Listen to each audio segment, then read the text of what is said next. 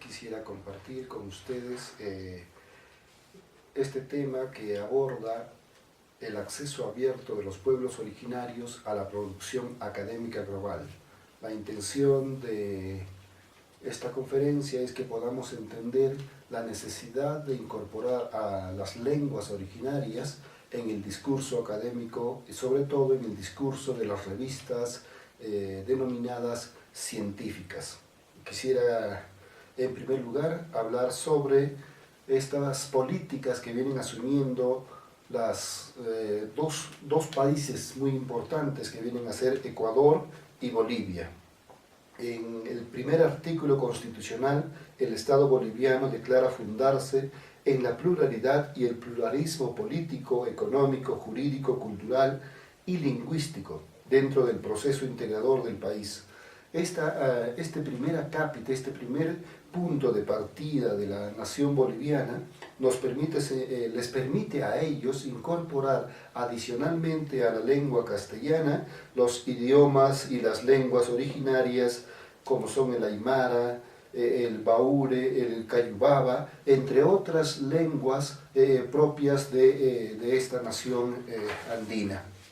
Decíamos también que el otro de los países importantes que está tomando decisiones pluriculturales es Ecuador.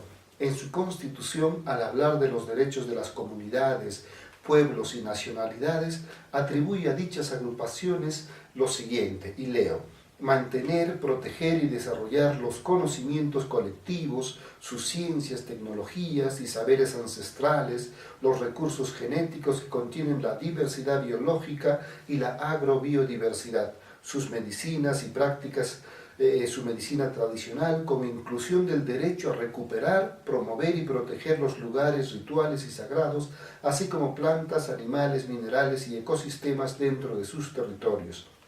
Y subrayo el conocimiento de los recursos y propiedades de la fauna y flora. Fin de la cita. Esto lo dice la Constitución ecuatoriana en el artículo 57. A diferencia de su par boliviano, la Constitución ecuatoriana añade a la pluralidad lingüística dos componentes estructurales que estoy destacando. El primero restituye el carácter epistemológico de los pueblos originarios que de la academia moderna eurooccidental ha desdeñado fundacionalmente, como toda fundación colonialista. El segundo tiene que ver con la definición mítica del territorio y sus fuentes de conocimiento y riqueza. Los efectos de estas dos constituciones latinoamericanas, sin embargo, en la política global lo podemos observar en la declaración de la UNESCO que reconoce el summa causae ecuatoriano, es decir, el buen vivir, como proyecto alternativo a la noción hegemónica de desarrollo restringida a lo económico que ha caracterizado al siglo XX.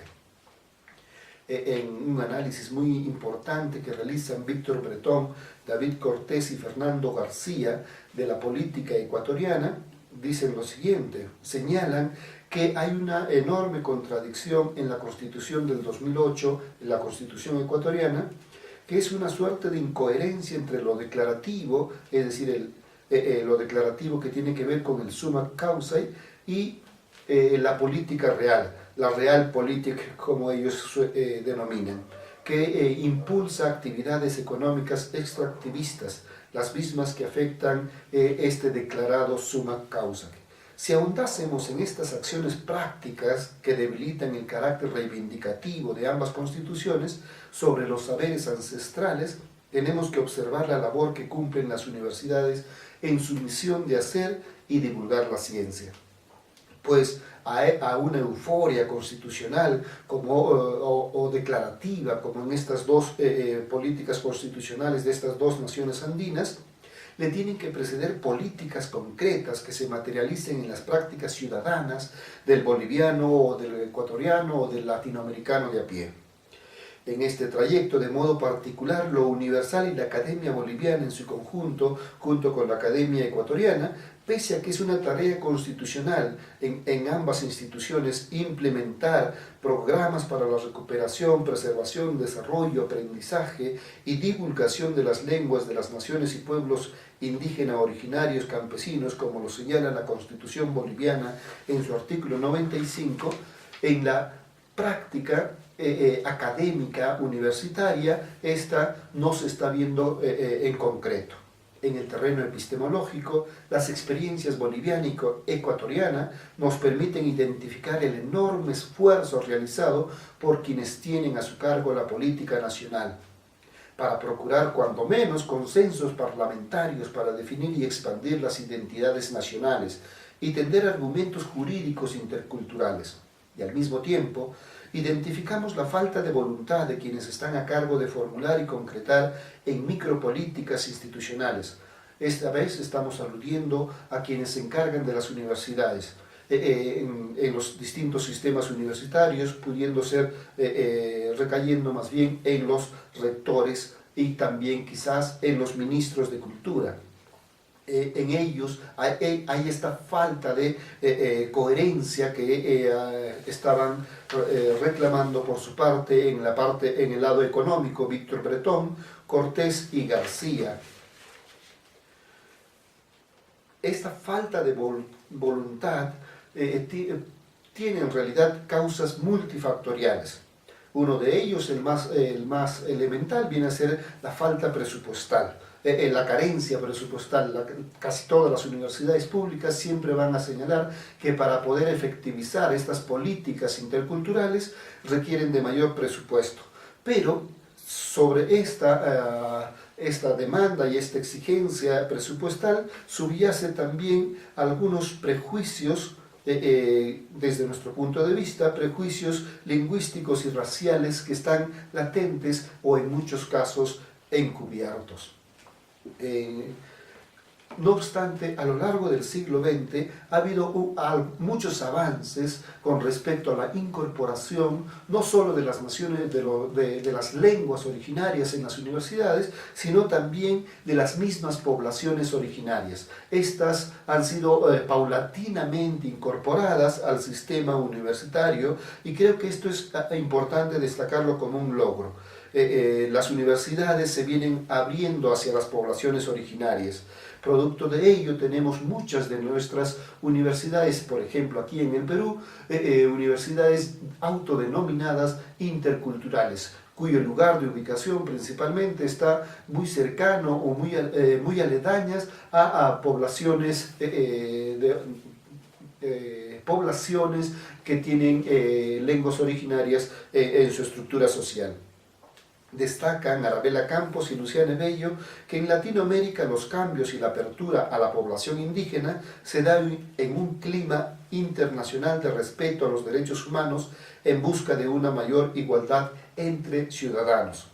Clima que viene alentando la formulación de políticas de inclusión de grupos sociales y culturales como la afrodescendiente, la indígena, la población con discapacidad, los grupos con identidades sexuales diversas, lo cual ha redundado, hablando del sistema universitario, en un crecimiento sustancial en la matrícula global, tanto en entidades públicas como en entidades privadas de estos grupos antes marginados. Nos referimos a los pueblos indígenas u originarios en lo específico para nuestro análisis, que antaño estaban excluidos, eran grupos minoritarios o grupos encubiertos, y esto, como señalábamos, ha dado lugar a la creación, la gestación de universidades interculturales, así como también en la implementación de prácticas inclusivas al interior de las mismas. En el presente siglo, países como Brasil, Ecuador, México, entre otros, han adoptado enfoques inclusivos e interculturales, que progresivamente han ido contagiando a las otras naciones para que éstas también las adopten. En Brasil, las políticas de inclusión se han concretado en un sistema de cuotas en la aplicación para el ingreso a las universidades, lo que permitió el acceso de poblaciones negras e indígenas al sistema universitario. ley de cuotas que, debido al examen de ingreso que exige el dominio de códigos simbólicos propios de la élite, a los que los estudiantes pobres provenientes de la escuela pública tienen acceso restringido, reduce el porcentaje de sus admisiones al sistema universitario. Esto es algo que tiene que corregirse, sobre todo poniendo mayor énfasis en la educación pública en general, no importando si es en la población indígena, como también en la población afrodescendiente, entre otros grupos poblacionales históricamente marginados. Como vemos, se han diseñado mecanismos de admisión que favorecen a un número considerable de poblaciones marginadas. No obstante, la práctica intercultural es una realidad aún nominal, lo que equivale a un proceso de exclusión que al mismo tiempo es incluyente, tal y como lo podemos hallar en la definición de universidad intercultural en México, que la concibe como, y cito, instituciones que se ubican en regiones densamente indígenas. Como su nombre lo indica, no son exclusivamente para indígenas, pero sí preferentemente para indígenas por el lugar donde están ubicados, de acuerdo a una referencia que realizan Navarrete y Alcántara en un estudio. En el caso peruano, y al hablar de la Amazonía, que geográficamente reúne el mayor número de poblaciones indígenas, hablamos del acceso de los mismos a la educación superior desde el funcionamiento del primer programa de formación de maestros bilingües en 1952, organizado y dirigido por el Instituto Lingüístico de Belgrano, el llamado ILB. Programa que fue a convertirse en el Instituto Pedagógico en la década del 80, el vínculo con del ILB con la Iglesia protestante, principalmente norteamericana, provocó la crítica en la década del 70 tanto de la Iglesia católica como de los sectores de izquierda, por lo que la Iglesia católica también impulsó proyectos de educación bilingüe. Ambos, tanto evangélicos como católicos, centraron sus esfuerzos en la formación de docentes indígenas. A esta misma tarea se sumaron las mismas organizaciones indígenas al fundar y respaldar programas de formación docente o al vigilar por el funcionamiento de los institutos evangélicos y católicos, que dejaron de ser regentados por estas iglesias y pasaron a ser instituciones públicas en los años 80. Estas referencias históricas las hemos obtenido de Espinosa en una publicación que éste realiza. Las universidades públicas peruanas, por su parte, también emprendieron programas de profesionalización en los que indiferenciados participantes, quechuas, amazónicos e hispanohablantes fueron partícipes del mismo. Como un gesto de acción afirmativa, otras universidades reservaron un número de vacantes para que sea coberturada por la población indígena. En estas prácticas inclusivas no respondían a políticas estatales, sino, como hemos dicho, a iniciativas de las mismas universidades que realizaban una acción afirmativa incorporando a esta población. Uno de los casos de esta acción afirmativa es la realizada por la Universidad Nacional Mayor de San Marcos, así como también la Universidad Nacional de Educación Enrique Guzmán y Valle, entre otras a nivel nacional. La labor de las organizaciones indígenas como la IDESEP era la de buscar becas o recursos para que sus estudiantes concluyan sus estudios universitarios. Pese a todo este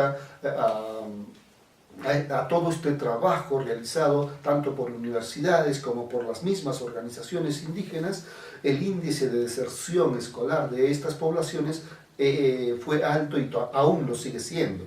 El Estado peruano en el año 2013 implementó un programa denominado Beca 18, que viene favoreciendo a gran parte de la población indígena, así como también de la población quechua y aymara, que están, gracias a esta beca, incorporándose al sistema universitario, principalmente en universidades privadas. La oferta de las universidades públicas y privadas para estos becarios, no obstante, es restringida a algunas carreras profesionales. No se contempla, por ejemplo, el ingreso de estas poblaciones a carreras como Derecho, Medicina. En el sur brasileño, las poblaciones indígenas también privilegian la carrera pedagógica. No obstante, la diversidad de oferta y elección es mayor, abarcando carreras como administración, enfermería, filosofía y derecho. Esta desigualdad de las naciones en ir incorporando en su sistema universitario a las poblaciones indígenas es lo que está caracterizando a nuestra realidad de procesos de inclusión universitario en la actualidad. Tanto en el Perú como en Brasil, al interior de sus universidades no hay programas de inclusión e interculturalidad que permita a dichos estudiantes evidenciar sus saberes.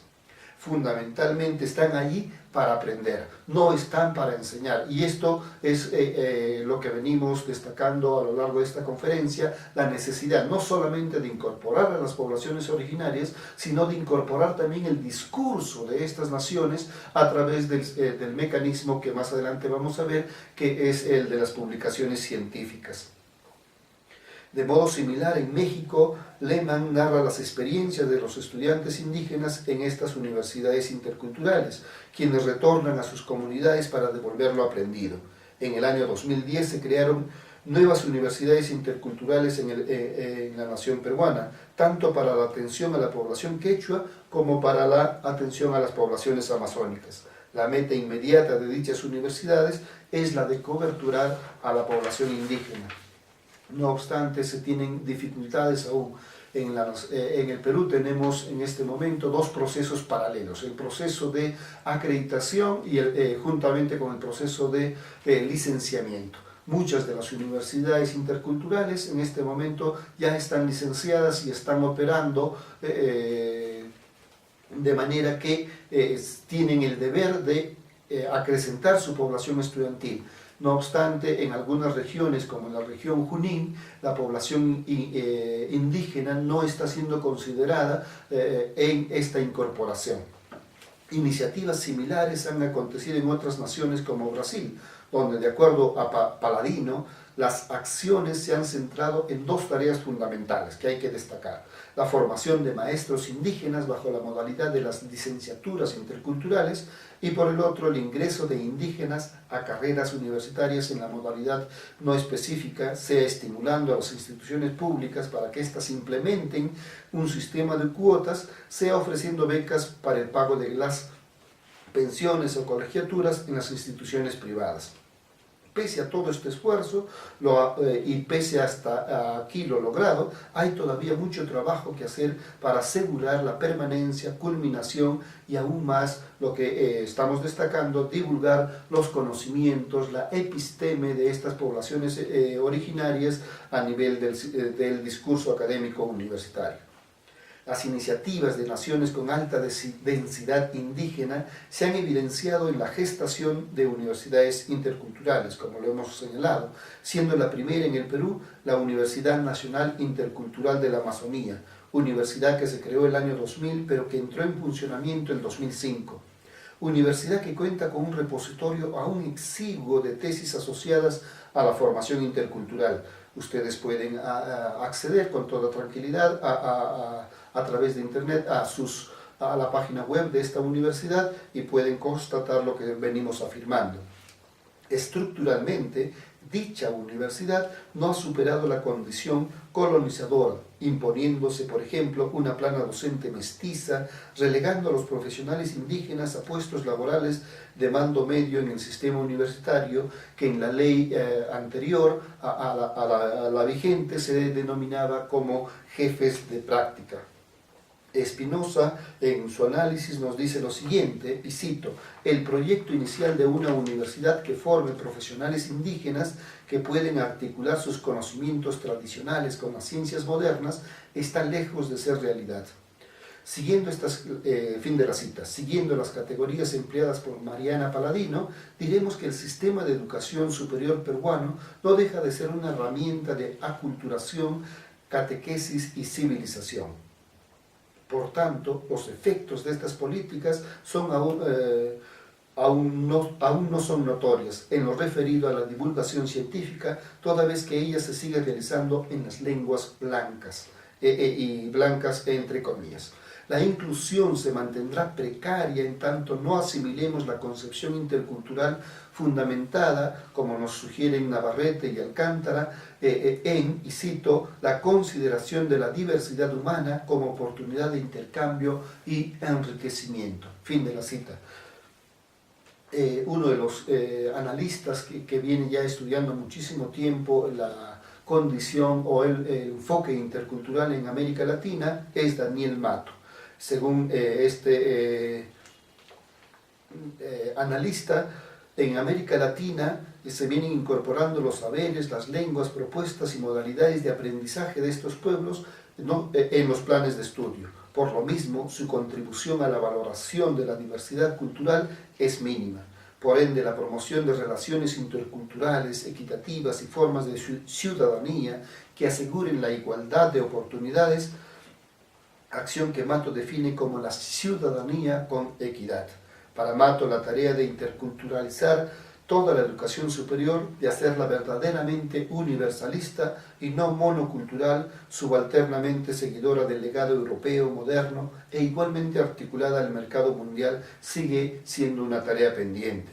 Pese a esta valiosa disquisición sobre la ciudadanía indígena, Daniel Mato, en su condición de coordinador del Instituto Internacional de la UNESCO para la Educación Superior, en los años 2008 y 2009, destacará entre otros los logros de las universidades indígenas hasta ese entonces, además de las señaladas por otros investigadores de la realidad brasileña y peruana. Se puede afirmar lo siguiente según Mato. Estas universidades integran diversos saberes y modos de producción de conocimiento, promueven la valorización y según los casos incorporan las lenguas y saberes propios, que como hemos señalado hace momentos atrás, estas todavía no están siendo incorporadas de manera proyectiva en nuestras universidades interculturales. Pero ya es destacable que por lo menos se les haya permitido el acceso al sistema universitario. Hoy las universidades interculturales están en un proceso de acreditación y en el caso peruano también de licenciamiento, como sus pares públicos y privados, mecanismo que podría apartarlas abismalmente del sistema universitario, alcanzando de por sí del sistema universitario, que de por sí ya esta incorporación es frágil. Por lo que una propuesta teórica importante en el tema de acreditación de las universidades interculturales e indígenas, siguiendo a Mato, es la de entender la flexibilización en la aplicación de estos estándares de acreditación, no como una justificación de la baja calidad, sino más bien desde un análisis entendiendo lo flexible como un enfoque de diferenciación. Se ha hablado mucho de una evaluación diferenciada, y en este contexto de evaluación diferenciada se debe de entender también la incorporación de estas universidades interculturales en procesos de acreditación. No se puede evaluar con los mismos criterios, con los mismos niveles que exige el sistema de acreditación a estas universidades. De lo contrario, se corre el riesgo de que estas se cierren por no cumplir los estándares que éstas exigen. Repetimos, siguiendo a Mato, es flexibilizar, no es justificar la baja calidad del servicio de estas universidades. Cuando entendemos la incorporación de las lenguas originarias en el discurso académico, es importante que entendamos que el principal mecanismo de difusión del discurso universitario es la publicación de papers a través de revistas. Y por lo tanto, estas revistas sería interesante que las entendamos como un dispositivo político.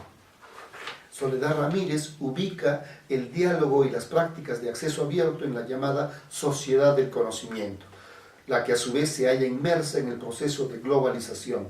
Ramírez también habla de las iniciativas que el acceso abierto impulsa y cito, la difusión del trabajo científico en medios de acceso abierto y la movilización del conocimiento a través de la producción, distribución, uso y reuso de recursos educativos abiertos para incidir en prácticas educativas. Axiológicamente, como lo entiende también la UNESCO, el acceso al conocimiento es una forma de humanizar el proceso de globalización. Corresponde a las instituciones académicas, algunas presionadas por sus gobiernos, adoptar e implementar políticas y prácticas que permitan el acceso a la información científica en forma libre y gratuita. Las consecuencias de liberar la producción científica aún no se puede precisar, aunque sí podemos precisar las exigencias, que vienen a ser la asimilación de una base de conocimientos rigurosos y estrategias eficaces y por desarrollar un pensamiento reflexivo, crítico, creativo, entre otros. Competencias que resultarían beneficiosas, por ejemplo, para las personas autodidactas, así como para los investigadores independientes. Fernando Díaz y Eta Lucía da Silva destacan que al diseminar la comunicación científica mediante el acceso abierto, se facilita la disponibilidad de dicha información para la producción de otros nuevos. No cabe duda que en Latinoamérica se ha demostrado a lo largo de todos estos años que el acceso abierto o la promoción del acceso abierto al conocimiento científico ha redundado en el mayor número, en el mayor porcentaje de producción científica de Latinoamérica y en la mayor visibilización de aquello que se está produciendo en América Latina. Nancy Sánchez Tarrago y su equipo de investigación destacan otra barrera que hay que superar y por ende un reto a superarse, que es la expansión del movimiento de acceso abierto, la barrera legal del derecho de autor. Barrera que tiene que ver con la comunicación clara y efectiva de parte de las editoriales de políticas de acceso abierto y la adopción de un modelo que puede ser puro o híbrido. En un modelo puro, ni los autores ni los usuarios pagan por los contenidos accesibles en acceso abierto, mientras que en un modelo híbrido, el autor o su institución paga una tarifa por hacer disponible el acceso abierto al contenido publicado. El último modelo es el mecanismo que muchas editoras han encontrado para sostener sus publicaciones que no cuenten con financiamiento público, modelo que ha producido editoriales denominadas depredadoras que lucran con la presión que tienen los académicos por publicar. En el modelo de acceso restringido, como lo califica Eisen, un biólogo molecular y cofundador de Public Library of Science, se producen artículos de transacción, toda vez que en las revistas de suscripción es la propia comunidad científica no solo la que genera el producto de cambio, es decir, el artículo científico, sino también la que lleva a cabo el proceso esencial en la publicación académica, es decir, la evaluación por pares, y la que debe de pagar por acceder a su propio trabajo o al de sus colegas. Este sistema de publicación, sobre todo de revistas restringidas, es la que se está tratando de poner en paralelo con el modelo de revistas de acceso abierto a la información científica. Otros problemas vinculados a la producción científica sería la hiperproducción y de baja calidad de artículos, la atención desproporcionada de autores y revistas hacia indicadores deficientes y manipulables como son los llamados factores de impacto bibliográficos, procesos editoriales mejorables y retrasos injustificables en la transferencia de los resultados de investigación para la toma de decisiones en la práctica profesional y para la formulación sobre todo de políticas públicas. También tiene que tomarse en cuenta la exigencia de políticas gubernamentales que exigen mediante medidas compensatorias o estímulos a los investigadores de publicar en revistas de alto impacto, muchas de las cuales están integradas en bases de datos dominantes. Es interesante cómo muchas de nuestras instituciones públicas compensan económicamente a quienes publican sobre todo en lenguas extranjeras y no hay una compensación histórica de reconocimiento para aquellos que pudiesen publicar o estimular la producción en lenguas originarias. Esto nos presenta nuevamente un terreno en el que el dispositivo político en el cual que vienen a hacer estas revistas está aún es necesario todavía trabajar en el acceso abierto, sí, muy bien, pero también en el acceso al discurso de estas poblaciones originarias. Por su parte, Díaz y da Silva señalan que otro de los retos a tomar en cuenta tiene que ver con las dificultades para medir o cuantificar el impacto de las publicaciones de acceso abierto frente a las de acceso restringido, medición que se asocia al conocimiento del índice de citación de un trabajo de investigación. Esto es, no hay la seguridad que un trabajo de acceso abierto sea más citado que otro de acceso restringido. La seguridad que se cite un artículo no depende de liberar o restringir el acceso a dicho material, sino en el entender que la citabilidad depende de la cualidad, de la relevancia, la originalidad e influencia del trabajo. Así, esto es lo que nos dice Díaz y da Silva. Sistema de evaluación que en la perspectiva de Villatoro responde a la ley de Bradford o a la ley de las potencias, esto es, pocos artículos reciben muchas citas y la mayoría de los artículos reciben pocas. Fin de la cita. En las perspectivas de Díaz y da Silva, el acceso libre es una condición necesaria y potencial, toda vez que independientemente de colaborar o no para su aumento directo del número de citaciones o el acceso libre aumenta drásticamente el número de usuarios potenciales a cualquier artículo, acrecentando aquellos usuarios que por algún motivo no tenían el privilegio de acceder a los mismos. Por ende, la mayor problemática y reto del acceso abierto, desde nuestro punto de vista, tiene que ver con el proceso que le precede a la publicación o archivo de los artículos. Esto es, el proceso ulterior de la divulgación científica, lo cual implica mejorar los motores de búsqueda, la creación de redes de investigadores para la traducción y vulgarización en medios masivos de los hallazgos científicos. En esta labor de traducción debiera de ser invasiva la traducción en las lenguas originarias para el caso latinoamericano. De ahí que Aguado López y Esther Vargas entiendan el acceso abierto como un acto político que subvierte la colonialidad del saber propio de la circulación de la comunicación científica. De entre los beneficiarios de acceso abierto cabe destacar el siguiente. El acceso abierto inspira el desarrollo de la ciencia a partir de un gran diálogo global, multicultural y multidisciplinario, como lo señalan Aguado López y Esther Vargas. El modelo busca mecanismos no comerciales, pero que sean sustentables y sostenidos por la comunidad académica en su conjunto. La propuesta de Aguado López y Vargas es que por lo menos se asegure el retorno de la producción científica que contó con financiamiento público. Y como es de saberse, en las universidades de Latinoamérica la mayor parte de la producción científica cuenta con este financiamiento. Entenderse, por lo tanto, el acceso abierto como un dispositivo de acción política, la institucionalización del conocimiento científico a través de las publicaciones seriadas es una pieza clave y uno de los dispositivos, es decir, mecanismos como opera el poder, más eficaces para validar la ciencia por encima de otros discursos, otras epistemas. En este contexto de producción vertical del conocimiento científico, Aguado López y Vargas, siguiendo a Vargas, Hart y Negri, proponen acciones horizontales, entre estas que el acceso abierto esté como un dispositivo político horizontal.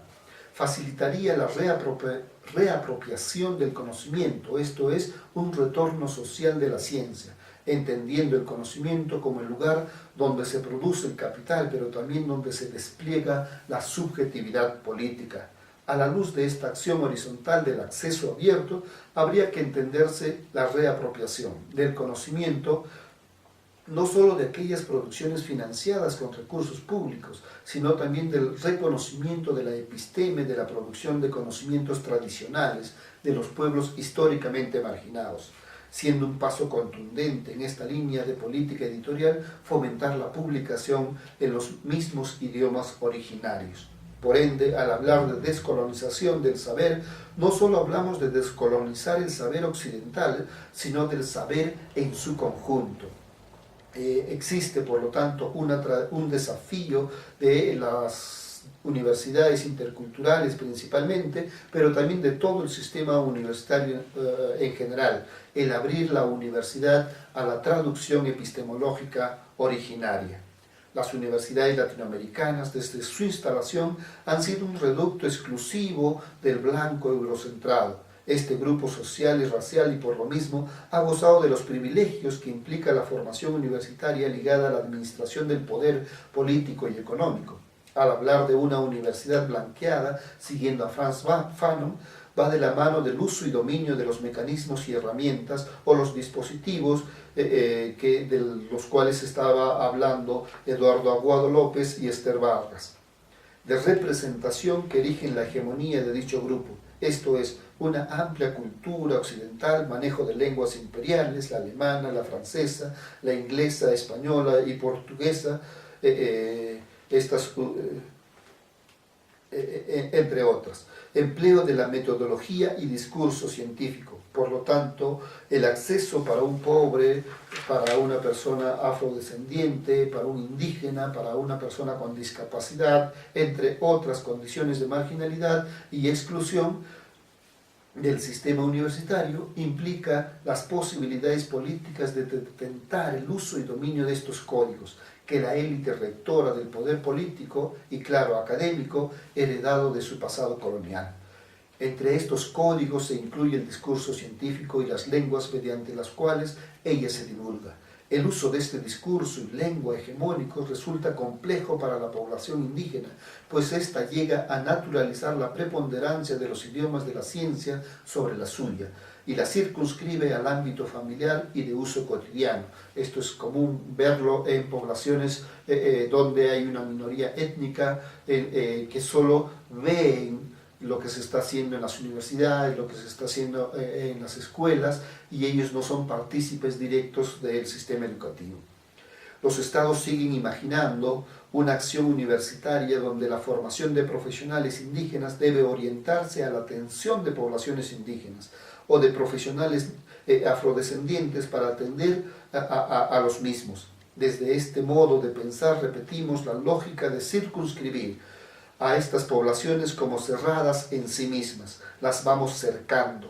Por ende se diseñan políticas que procuran conservarlas en su autenticidad, cuando de lo que se trata es de contagiarlas y ser contagiadas por ellos. No solo se trata de proteger a las poblaciones indígenas de tal modo que las amurallemos o las esencialicemos en lo ancestral, o las pongamos un coto. Se trata de irlas incorporando y de irnos incorporando a ellas. Entre los 5 desafíos que tienen las universidades interculturales propuestos por Navarrete y Alcántara, se habla de lograr la autoadscripción y la revalorización del origen para los indígenas, lo cual es fundamental para el funcionamiento del modelo intercultural. El reconocimiento debería estar basado no solo en los criterios del lenguaje, sino también en las prácticas culturales. Habría que precisar que estas prácticas culturales no están ajenas al reconocimiento del lenguaje. En el sistema universitario también se requiere incidir en que dicho reconocimiento pasa por concederle una paridad con las lenguas de dominio académico. En otras palabras, se requiere quebrar el prejuicio colonialista de considerar la lengua originaria como extraña, ajena y distante del discurso científico. Respecto del contenido liberal parece haber cierto consenso.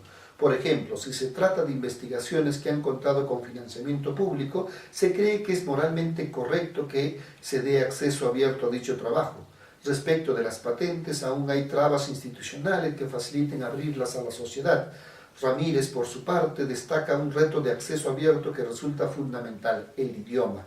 al cual nos estamos también suscribiendo, pues como ella misma lo precisa, y cito, el 72% de los recursos disponibles están en inglés, lo que dificulta su uso en países que no son angloparlantes. En el sistema de producción científica dominante es vigente la subrepresentación de la producción de América Latina, como lo destacan Aguado López y Vargas, pues se enfatiza por el uso de la lengua inglesa.